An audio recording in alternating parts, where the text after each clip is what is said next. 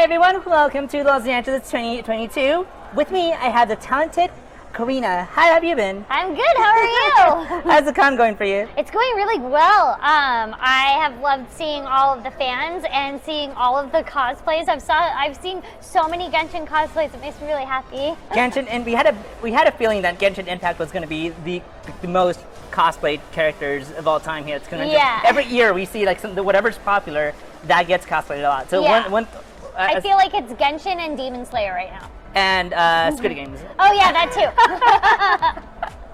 So you were telling me earlier you signed a lot of things, or? Mm-hmm. I've signed a lot of prints and a lot of people's personal stuff. It's been fun meeting everybody. How were the panels? Oh yeah, I did a panel where basically we kind of talked about the industry a little bit, and then I have a panel tomorrow where it's going to be a Genshin Impact panel, so I'm excited for that. And also, I'm going to be by myself, and they didn't give me a moderator, so they're basically setting it up for me to be as chaotic as possible. I was like, wait, hold on, I get to do this whole panel myself, and you didn't give me a moderator? Great, perfect. You're going to regret that. Corina Unleashed.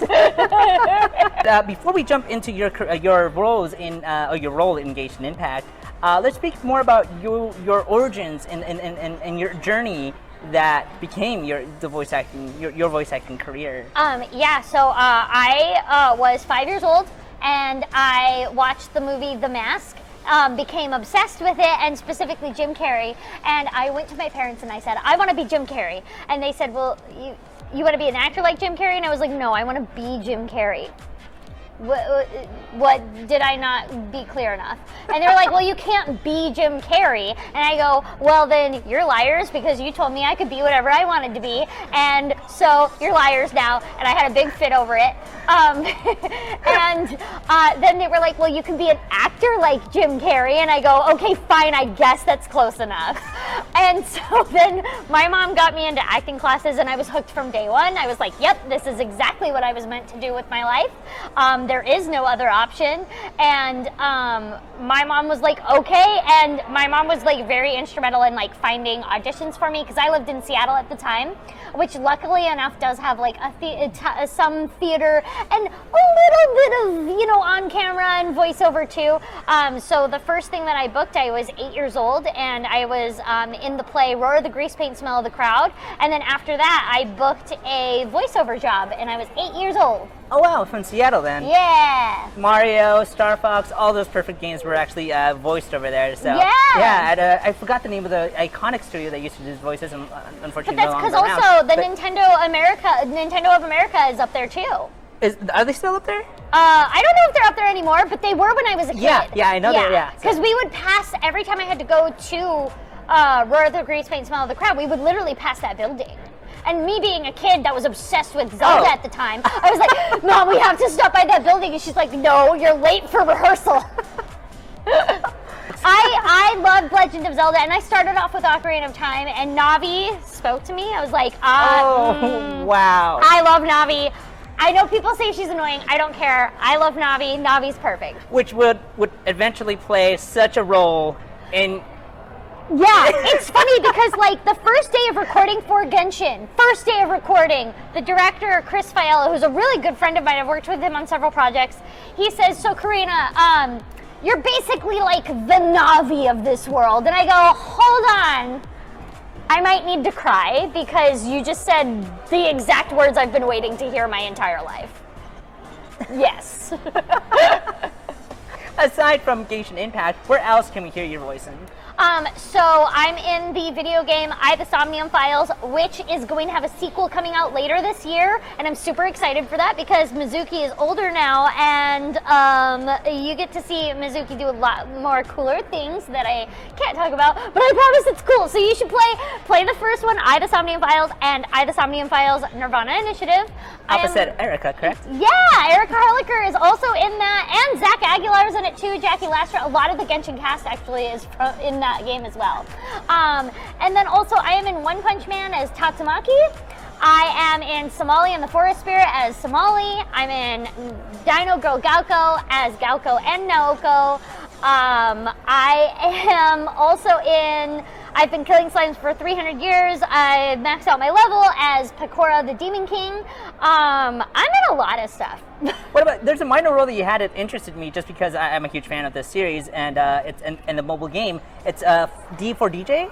Yeah, I'm Misa Misa. You know, when I read Misa Misa, the first thing that came into my mind was Death Note because of Misa Misa. Yeah. Right. That's anytime I say, oh yeah, I'm Misa Misa, they're like, in Death Note? I'm like, no. Different, cuter thing. No death is involved with this anime that I'm in. Which, fun fact, the voice actress of Misa Misa from Death Note is actually in the movie Sonic the Hedgehog, which came out last year. Yeah. As the bar waitress, which completely blew my mind. I was like, whoa. Mm-hmm.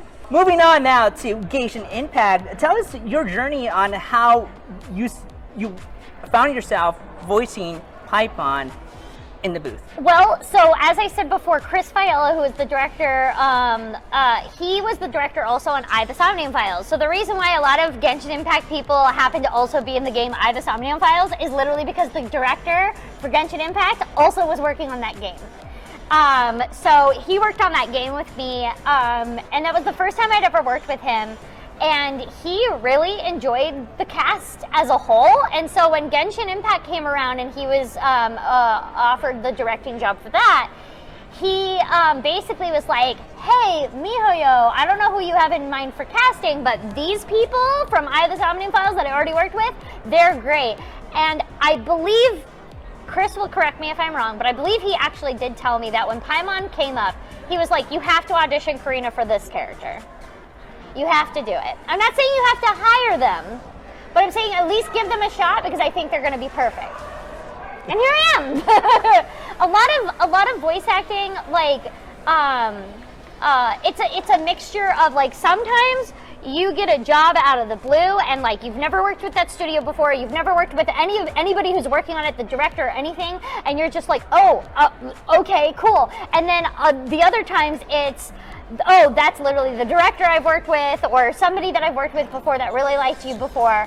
And so it's, and I feel like also in Genshin Impact specifically too, like, I've met so many new people as well. So it's a mixture of people I've worked with before and people I've never seen before. Some of them have, like, that was like their first big game ever that they have ever booked. So yeah, but yeah, basically I am Paimon because of I, the Somnium Files.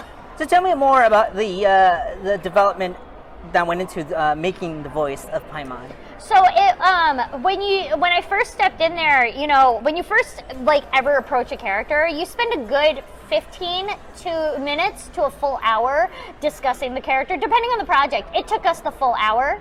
And I see that now because they didn't really tell me how long this project was going to go for or how many lines I actually had. I had no idea. I was like, well, I'm not like the main character. I'm the main character's sidekick, so I don't have many lines. Boy, was I stupid. And wrong, very wrong. So, yeah, we spent a whole hour going over this character to the point where I was like, did they just not like my ideas for this? Like, I don't think they like me. I'm going to get recast. No, the reason why they spent a full hour on it was because Paimon has the most lines. And had I known that, I wouldn't have gotten in my head about it. Because usually you spend more like 15 minutes on it, but they really wanted to dive deep into making Paimon the way that Paimon sounds today. So yeah. With that being said, would you say that this role is a little different from your other anime and video game roles? Yeah, because Paimon is the mascot. And this mascot, what's the deal with it? Like, even I've been like I would say in I, the Somnium Files, even now in the second game, which is definitely you can see has Mizuki being like the leader of that game. I wasn't the mascot before. There's a difference between being like the lead of the game and the mascot. Right. The For lead example, character like in I, the Somnium Files, I may be the lead, but Erica plays the mascot because she's Aiba. In Genshin, it's both Zach Aguilar and Sarah Miller Cruz who voice the twins. They're the leads technically, but I'm the mascot. Right. So it is a little bit different. And there's also different rules when you voice the mascot of a game. You publicly, like, I've been very strict, like, having be like, look, I know, like, you can't even say happy birthday without MiHoYo's approval because you are the mascot. Other actors didn't have as many strict things. It was mostly like, please don't curse, please don't say anything that's profane, blah, blah, blah. For me, it's like, no. If it's not canon, don't say it. And I'm like, no, I get that, though, because it is the mascot, so it is the representation of their company. Right, so not just the game, it's MiHoYo itself. It's MiHoYo itself. Right. Now, mind you, I'm Corina, I don't represent the company, but when I am voicing Paimon, in that moment, I'm representing the company. So in those moments, I have to follow those strict rules. Paimon is the mascot of the game. I suppose that's better than being... I still think Paimon can... Paimon's both. Paimon is emergency food and the mascot. No, for the last time, Paimon is not emergency food. Here you go. Go ahead and keep I going. love that! I can put that on my car! I love it! Did you ever think that this game, Genshin Impact, would become a worldwide hit? No. I didn't even know it was going to go for as long as it was going for. I remember, like, we had just finished the development quest, and I was like, and they were like, you're done! And I was like, I'm done? That's a very odd ending. Did we even find the sister? I'm sure it'll make sense once it comes out. There's probably a lot of stuff that's not voiced or whatever that I'm not listening to or whatever. But, weird. And then a month later, I get called in and I'm like, oh, probably for pickups. And they're like, so we're continuing on with 1.2 at the time it was. And I was like, 1.2? What? And then Chris was like, oh yeah, there's going to be like, we're not even done with this chapter. And I was like, chapter? What? And he's like, oh yeah, we're going to be doing this for like 5 years. And I was like, no one told, okay, cool. Let me just bring out my contract. I don't remember that. And that's why you read your contracts carefully, because if I had, it would have said that. Yeah, no idea. Had no idea. And then on top of it, it was like, it kind of like snowballed, because I remember when we were, like it was like early 2020, and the game had been announced, but we weren't allowed to say that we were in it or anything yet. Right, yeah. And I was looking on the Twitter, and I was like, oh, it's got quite a following, like 10,000, or no, it was like 100,000 followers at the time. I was like, oh, that's pretty big. All right, cool. That's pretty big. All right. And then like 3 months later, all of a sudden it has 1 million, and I'm like, cool. That's cool. This is a lot bigger than what I thought it was going to be. And I remember messaging Erica and being like, did you see the Genshin Impact Twitter? And she was like, what? And I was like, just go look at it for like 2 seconds and then tell me how big this game is going to be. Now, it didn't really faze Erica because Erica's in much bigger games than I've ever been in. Like, she's in Persona 5. So she's like, oh, wow, that's quite a bit. And I'm like, Erica, that's not quite a bit. Gosh darn it. So she was not fazed. But I was like, this is insane. Crazy. And I don't even really think MiHoYo expected that. Right, because really? their other projects, they were good. Yeah, they were good. Don't get me wrong. I mean, Honkai 3 was pretty good. But then this one in particular... One hit big. Because, if anything, it actually brought more fans to Honkai because it was so big, and then people were like, oh, you do Honkai too? Let me play that as well. Right, I remember when they were advertising Honkai 3 Impact or something like that. Called, yeah, it was something that had to do with a train or something. I don't know. I only played it that one time, and that was it. I mean, I'm not much of a gamer. All of my time goes into Genshin, so I don't have time for Honkai. I'm sorry. So moving away from your voice acting work, what is something that you do in your spare time? Oh, I do aerial. You know that stuff that they do in the circus where people will like climb the silks and then they'll wrap themselves up in the silks and then it will look like they're falling, but they're actually not falling because they're wrapped up in the silks or whatever. I do that. Oh, wow. And then how's that? It's a lot of fun. it's hard to do and it takes a lot of muscle, but you keep doing it and you gain more muscle over time and you get better at it with practice. And I love it a lot. I love it a lot. What voiceover advice would you give out to fans who are currently watching us? Take acting classes. Number one, take acting classes. There are many that are available, even if you're not in Los Angeles. There are tons of online classes. I even have online classes, but take acting classes. Number one, make sure those teachers for those acting classes are experienced themselves, because if they're not working in the industry currently, how can they help you work? So you want them currently working in the industry, and you want them to at least have 5 to 10 years experience. The more experience, the better. So you want those two things with an acting coach. And there are tons available, I promise. And also, have fun. If you're not having fun, the audience won't have fun. So have fun doing it. If it's not fun for you, it's not fun for anybody else. So make it fun. With that being said, what would you say would be the number one mistake beginner voice actors would do? They overthink the voice and they don't pay attention to the character. A voice is an affect that can, add something, but it should be the last thing on your mind. If you don't know, if you don't answer break down the script, answer the who, what, when, where, why, that you'll learn if you actually take acting classes, you'll know what I mean by that. And break down the script and really understand the context of what's going on. It's just a funny voice, and there's, anybody can do a funny voice. Not everybody can act, though. Those are two different things. And again, the funny voice is more of a final cherry on top, but if you don't have the full sundae, you just have a cherry. And that's boring. We want a full sundae.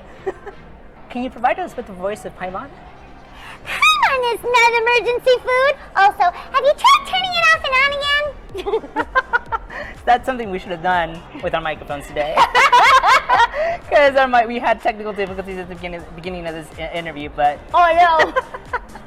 Paimon really owes you for that. Otherwise, Paimon likely would have drowned. So Paimon will do her best to be a great guide. Awesome. Thank you so much for joining us today. Thank you for having me. All right, everyone. Thank you so much for watching. Remember, if you guys subscribe to our channel, you'll have the opportunity not only to win this awesome signed wall scroll of Paimon, but also there's a officially licensed acrylic stand signed by Corina. All right, you guys, thank you so much. Remember to subscribe, like, and comment, and I'll see you guys next time. Bye. Bye.